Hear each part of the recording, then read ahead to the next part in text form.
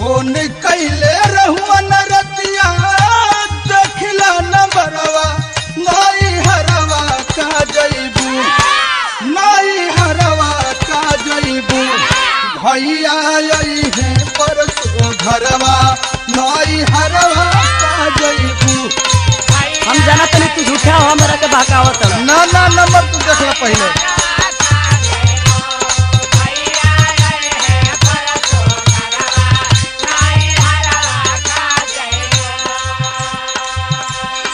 हम जाना तनी देवर बबुआ तोहर भैया के आवे के रही तो हमरा के जरूर खबर आ जाई बाकी तू झूठ बोला तड़ा। एगो हमार बात सुना बोला। तनी को ना सोचले घर में छोड़ के गईले कनिया